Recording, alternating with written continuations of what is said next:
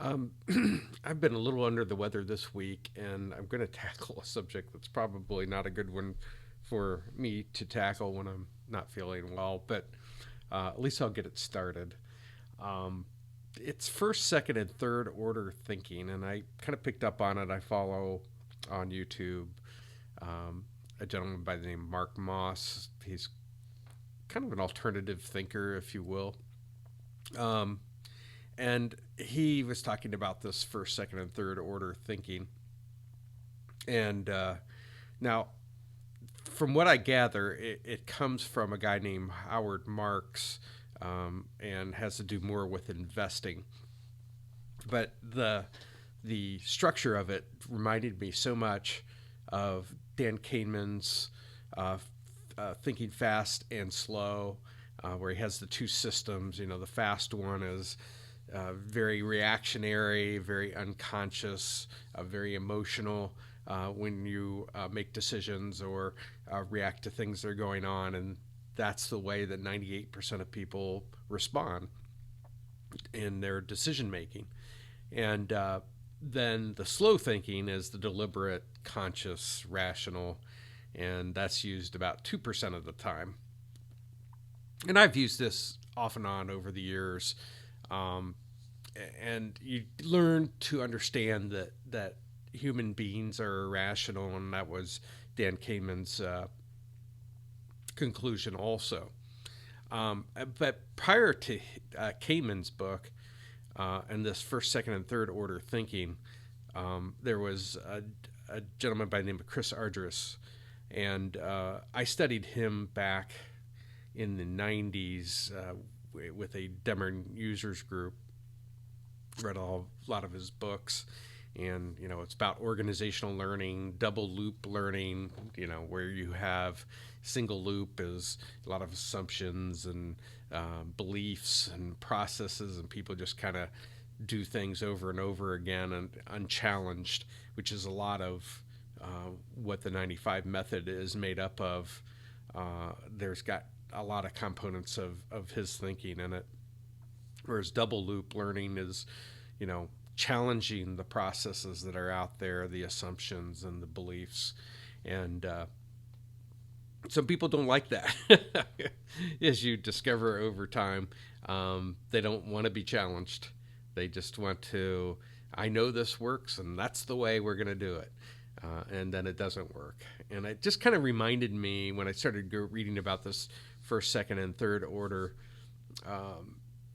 types of thinking. The first order is around the feelings, the experience, the being very reactionary. Um, and then the second order, it starts to look a little bit more at maybe middle term effects of things. Maybe uh, there's they're starting to cut things out that in the first order, and then in the second order, um, it comes back to bite them, and then the third order. And I just kind of broke out kind of an example of the way I see it, and then mixed in a little bit of Kahneman's and Argyris's thinking in there. And in the first order, for instance, you know, somebody's trying to hit their bonus, or they're um, under pressure to show a profit, maybe for their division or maybe for their company, and you know what they do a lot of times, because it's the easiest thing you do, is cut costs. Let's cut expenses, cut headcount, cut, because it's the most obvious thing to do. I mean, you can cut people and have an immediate effect on the bottom line. Cut travel, I've seen that. Um, uh, where you don't visit customers in the fourth quarter.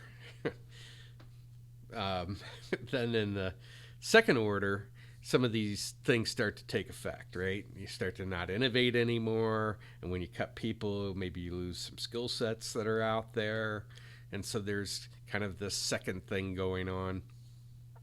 And then in third order, it winds up that you lose customers, um, you lose revenue, and possibly even go as far as bankruptcy.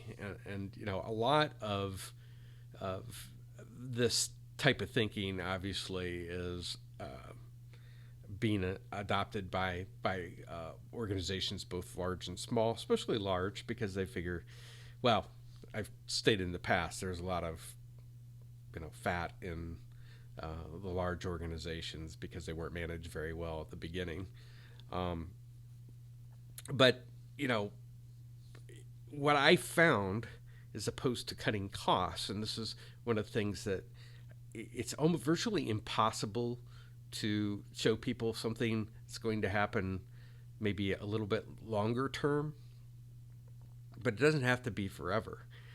Is that when they focus on what's important to customers, then magically, as the first order, then you start to get the good things that happen. You do get innovation. You do get, smarter hiring should come from that too if you do it right. And then the third order is increase revenue. It reduces expenses because you're doing things more effectively within the organization. And this fits into Kahneman's thinking.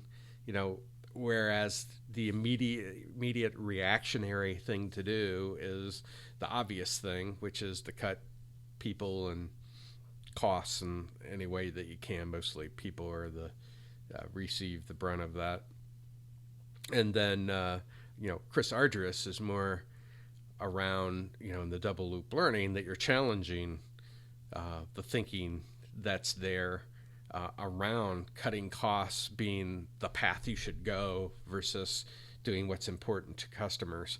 The longer term, even the middle term, the way I've got it set up, you could have a redesigned organization within, depending on the size of your company, at least the prototype done within 6 months, and have something that you can place in your organization. Depending on the size of the organization, it might take you another year to put it in, sometimes 18 months. But you'll have something that doesn't need to constantly be involved in cutting expenses and doing all the negative things. And then you're building into your organization or designing into your organization, a constant challenge to the assumptions and beliefs in the organization, and challenging the existing processes and scripts and rules and regulations and things of that sort. So anyway, that's as long as I'm going to go, I think, here today. But it's something I'll touch upon again. There's if there's a Venn diagram of first, second, and third order thinking, and thinking fast and slow, and Chris Argyris, they're put 3 circles out there. They overlap in different ways, as I've discovered.